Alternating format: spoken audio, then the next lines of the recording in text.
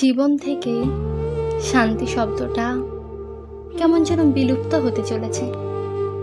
কখনো মনে হয় টাকা দিয়ে হয়তো শান্তি কেনা যাবে, হয়তো বা ভালোবাসা দিয়ে, অথবা উপকার দিয়ে। আসলে শান্তিকে কোনো জিনিস দিয়ে কেনা যায় তা বলা অসম্ভব। টাকার বিছানায় ঘুমিয়েও ধনী ব্যক্তিটি চিন্তায় থাকে, ঘুমিয়ে গেলে হয়তো আমার অর্থ চুরি হয়ে যাবে। এমন অনেক টেনশন আছে যা ধনী ব্যক্তিদের শান্তির ঘুম ঘুমাতে দেয় না। এটাই কি শান্তি?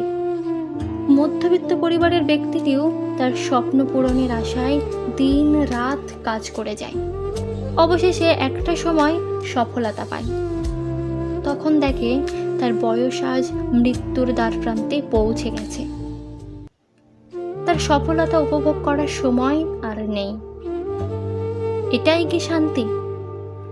কেউ অর্থের মাঝে শান্তি খোঁজে, কেউ অর্থ বিলিয়ে দিয়ে শান্তি খোঁজে, কেউ যাযাবর জীবনের মাঝে শান্তি খোঁজে, কেউ কল্পনার জগতে শান্তি খোঁজে। এখানে মজার ব্যাপার হলো সবাই শুধু শান্তির খোঁজ করে, কিন্তু কেউ শান্তি খুঁজে পায় না। তবুও কিছু মানুষ অভিনয় করে বলে, আমি শান্তিতে আছি।